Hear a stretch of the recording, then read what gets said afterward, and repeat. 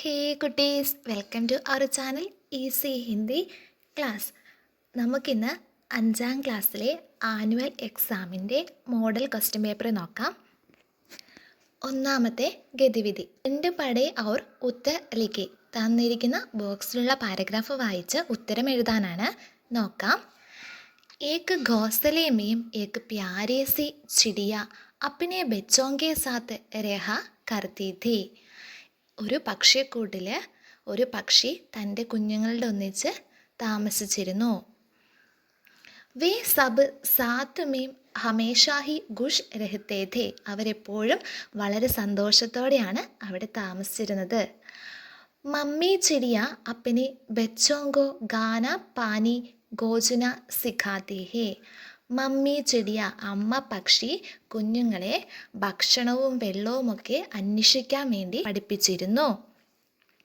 Mummy ചിടിയ അപ്പനെ സാരെ ബച്ചോങ്കോ ഉടനേക്ക പ്രശിക്ഷൺ ദേത്തി ഹേ.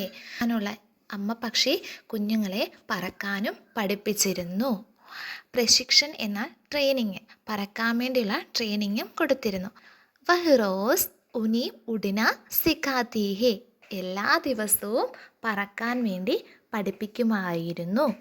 ധീരെ ധീരെ ഉൻകെ തീനോ ബച്ചെ seekh ജാത്തെ high. പതിയെ പതിയെ 3 കുഞ്ഞുങ്ങളും പറക്കാൻ പഠിച്ചു. ഇതിലെ ഒന്നാമത്തെ ചോദ്യം, ഗോസലെ മീം കോൻ അപ്പനെ ബച്ചോങ്കെ സാത്ത് രഹാ കർത്തി തി. പക്ഷിക്കുട്ടിൽ ആരാണ് തൻ്റെ കുഞ്ഞുങ്ങളോടൊപ്പം അവിടെ താമസിച്ചിരുന്നത്, അവിടെ കഴിഞ്ഞിരുന്നത് ആരാണ്? ഓപ്ഷൻസ്: ചിടിയ പക്ഷി, ഗിൽഹരി അണ്ണാൻ, ബന്ദർ കുരങ്ങൻ, കച്ചുവ ആമ. ഉത്തരം ചിടിയ. അടുത്ത ചോദ്യം, ബച്ചോങ്കോ ഉടിനേക്ക പ്രശിക്ഷൺ കോൺ ദേത്തി ഹേ. ആരാണ് കുട്ടികളെ പറക്കാൻ വേണ്ടി പഠിപ്പിച്ചത്? ഓപ്ഷൻ: ഗിൽഹരി, മമ്മി ചിടിയ, തോത്ത, മോർ. ഉത്തരം മമ്മി ചിടിയ. അടുത്ത ചോദ്യം, ചിടിയ അപ്പനെ ബച്ചോങ്കെ സാത്ത് കഹാ രഹത്തി ഥി. പക്ഷി തൻ്റെ കുഞ്ഞുങ്ങളോടൊപ്പം എവിടെയാണ് വസിച്ചിരുന്നത്, എവിടെയാണ് താമസിച്ചിരുന്നത്? ഘർമേം, ഘോസലേമേം, പത്തർമേം, താലാബുമേം. ഉത്തരം ഘോസലേമേം. അടുത്ത ചോദ്യം, ഇസ് ഗദ്യാംശുക്ക ഉചിത് ശീർഷക് ലിഖേ. ഇതിന് ഉചിതമായൊരു ഹെഡിങ് കൊടുക്കാനാണ് പറയുന്നത്. ശീർഷക് തലക്കെട്ട്.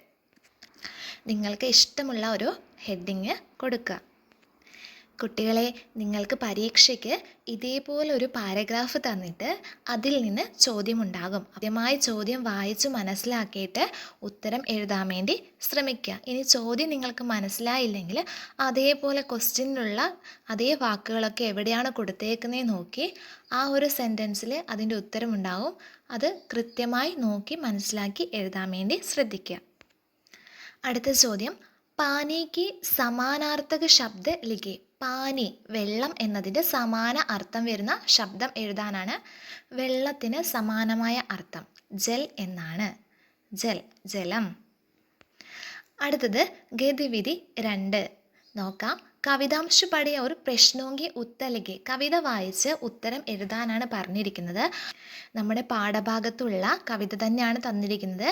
റിംജിം റിംജിം വർഷ ആയി, Dharti K sub പ്യാസ് ബുझായി, Shyam ഗഡായി ഗുമട്ട് രഹി high, നദി നാലിയാം ഉമട്ട് രഹി ഹൈ.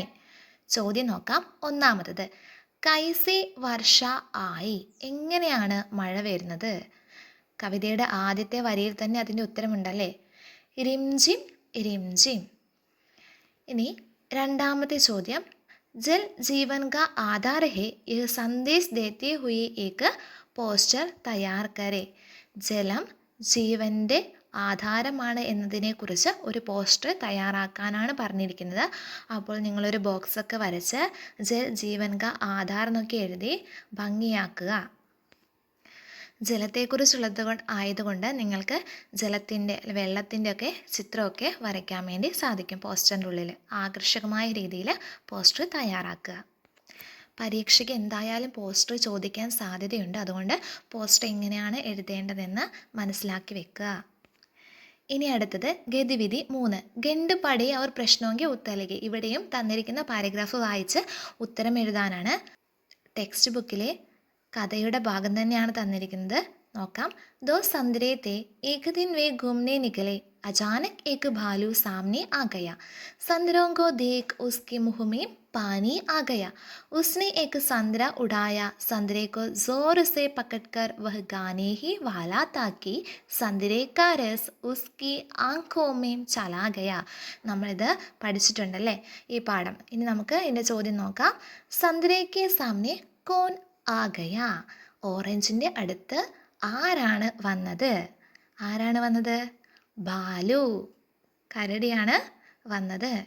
ഇനി അടുത്ത ചോദ്യം. താലികാക്കി സഹായദാസെ വാർത്താലാപക്ക് പൂർത്തീകരെ. ഇപ്പോൾ ഇവിടെ ഒരു ബോക്സിനകത്ത് സംഭാഷണത്തിൻ്റെ കുറച്ച് ഭാഗങ്ങളാണ് കൊടുത്തിട്ടുള്ളത്. താഴെ സംഭാഷണം എഴുതാൻ വേണ്ടിയും പറഞ്ഞിട്ടുണ്ട്. അപ്പോൾ നമ്മളിവിടെ ഈ ബോക്സിലുള്ളത് നോക്കി കൃത്യമായിട്ട് ഒരു സംഭാഷണമാക്കി മാറ്റണം. ഇതെങ്ങനെ എഴുതുന്നതെന്ന് നോക്കാം. ഒന്നാമത്തെ ഓറഞ്ച്. സന്ദ്ര ഏക്. ദേക്കോ ദേക്കോ ഏക് ബാലു. നോക്കൂ നോക്കൂ ഒരു കരടി. ഇപ്പോൾ രണ്ടാമത്തെ ഓറഞ്ച് പറയാണ് കഹാം. എവിടെ? ഒന്നാമത്തെ ഓറഞ്ച് വഹ് കിസ്കെ ലിയെ ആയാ ഹോഗ. അതെന്തിനായിരിക്കും വരുന്നത്? കരടി പറയാണ് വാ കിത്തന സുന്ദർ സന്ദ്രേ.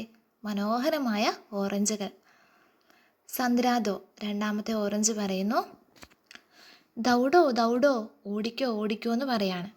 ബാലു തുമേം ചോടൂങ്കാ നഹി. സന്ദ്ര ഏക് മുജേ ചോടോ. എന്നെ വിടൂ. ഗതിവിധി 4. നാലാമത്തെ ഗതിവിധി. ഇതും കവിത വായിച്ച് ഉത്തരം എഴുതാനാണ്. നമ്മൾ പഠിച്ച കവിത തന്നെയാണ്. ഹവ ധൂലുക്കോ ചേടുക്കെ ഭാഗി സോത്തി ധൂൽ അചാനക് ജാഗി उड़ी हवा के पीछे पीछे हवा हो गई धूल के नीचे धूल गोजती आंखें मीचे दाएं बाएं आगे पीछे हवा चल रही सांसें गींजे नीचे नीचे धूल के नीचे. निम्नलिखित आशय वाली पंक्तियाँ कविता से चुनकर लिखी. धूल आंखें बंद कर गोजती थी. हवा धूल के नीचे चल रही थी. പൊടി കണ്ണുകളടച്ച് അന്വേഷിക്കുന്നു. കാറ്റ് പൊടിയുടെ പുറകെ പോകുന്നു. ഈ ആശയം വരുന്ന വരികൾ ഏതാണെന്ന് എഴുതാനാണ്. ഉത്തരം നോക്കാം. ഹവ ഹോ ഗയി ധൂൽ കെ നീച്ചെ ധൂൽ ഗോജത്തി ആങ്കെ നീച്ചെ. അടുത്തത് ഉചിത ജോഡി ചുൻകർ ലിഖെ. ഉചിതമായ ജോഡി തിരഞ്ഞെടുത്ത് എഴുതാനാണ്. 3 ഓപ്ഷൻ കൊടുത്തിട്ടുണ്ട്. അപ്പോൾ കവിതയുടെ ആദ്യ ഭാഗവും അവസാന ഭാഗവും തമ്മിൽ പൂരിപ്പിക്കാനാണ് കൊടുത്തിരിക്കുന്നത്. കവിത നോക്കിയാൽ തന്നെ നമുക്ക് ഉത്തരം കിട്ടും.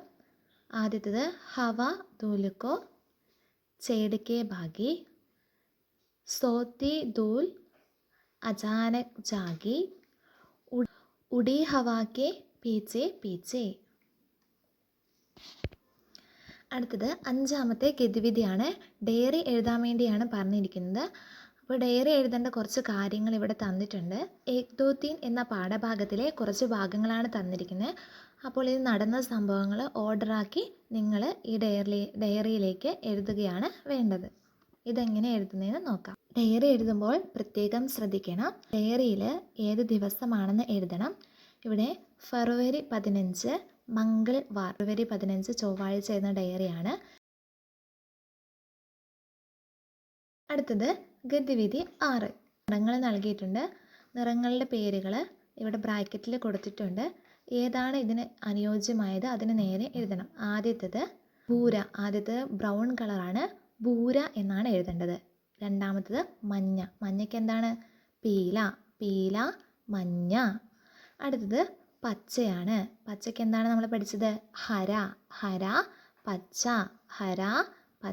അടുത്തത് ചുവപ്പ് റെഡ് കളർ. റെഡിന് എന്താണ്? ലാൽ. അടുത്തത് കാല കറുപ്പ്. നിറങ്ങൾ ഉറപ്പായും പരീക്ഷയ്ക്ക് ചോദിക്കും. അതുകൊണ്ട് എല്ലാവരും പഠിച്ചു വെക്കണം. അതേപോലെ തന്നെ ഏക് ദോ തീനും ചോദിക്കാൻ സാധ്യതയുണ്ട്. അതുകൊണ്ട് ഏക് ദോ തീൻ നമ്പേഴ്സും പഠിച്ചു വയ്ക്കുക. എല്ലാവരും ദയവായി സബ്സ്ക്രൈബ് ചെയ്ത് സപ്പോർട്ട് ചെയ്യണേ. വീഡിയോ ഇഷ്ടമായ ലൈക്ക് തരണേ.